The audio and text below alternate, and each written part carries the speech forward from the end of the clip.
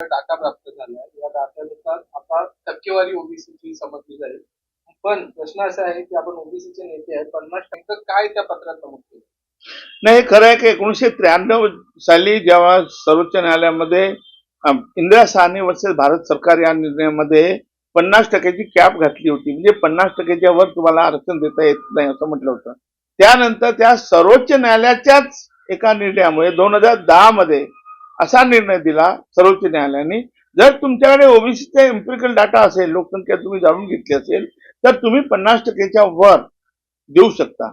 आणि त्यामुळे आता काय झालंय की आपल्याकडे गेल्या 2 वर्षापूर्वी जेव्हा म्हणजे बांटे आयोग, मला वाटतं 1-1.5 वर्षापूर्वी बांटे आयोगाने जेव्हा या आयोगाने सर्वे केला आणि या आयोगाने सांगितलं की 37.70% हे ओबीसी आहेत. याचा अर्थ 38% आरक्षण आपण ओबीसीना देऊ शकतो.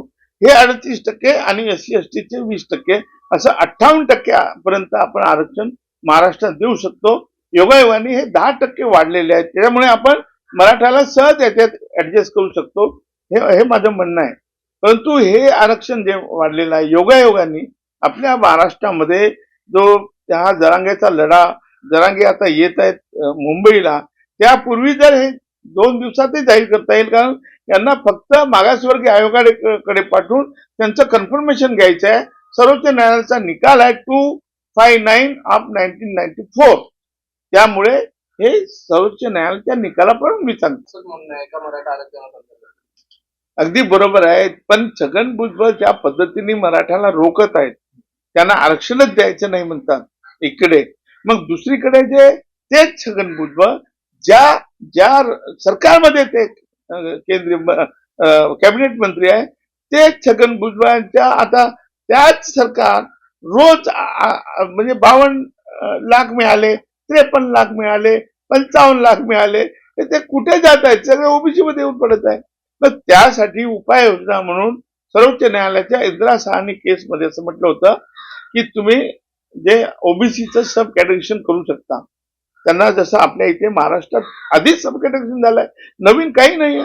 भटक्यांना वेगळं, विमुक्तांना वेगळं, धनगरांना वेगळं, वंजारीला वेगळं, तसंच आपण कुणबी, मराठा, लेवा पाटील, पाटीदार आणि राजपूतला वेगळं द्यायचं आहे. सोपी गोष्ट आहे काय. आणि त्याच्यामुळे ती भूमिका इंदिरा म्हणजे जस्टिस रोहिणी आयोगाची भूमिका, सब कॅटेगरीची भूमिका आमच्या भुजबळ साहेबांनी घेतली पाहिजे. अन्यथा ते सुद्धा या ओबीसीचं नुकसान करत आहे, कारण त्यांना आरक्षण कळत नाही. याचा अर्थ सरळ सरळ असा होतो की त्यांना आरक्षणच कळत नाही, सर्वोच्च न्यायालयाचे निकाल ते वाचत नाही, आणि म्हणून ते आज ज्या पद्धतीने मराठाला विरोध करत आहे, तेवढ्याच ते आमच्या ओबीसीचं नुकसान करत आहे. या संदर्भात जर छगन भुजबळ यांच्याकडनं जर नुकसान होत असेल तर आपण त्यांच्या राजीनाम्याची मागणी वगैरे काय करतात?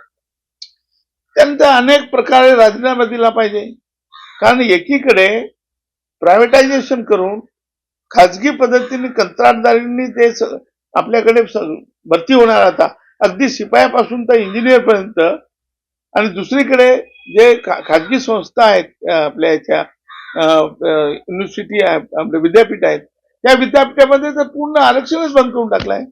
त्या ठिकाणी तर एखाद्या मागासवर्गाने जर ऍडमिशन घेतली तर त्याला स्कॉलरशिप मिळणार नाही, शिक्षण फी मिळणार नाही. हे महाराष्ट्रात काय चाललंय काय?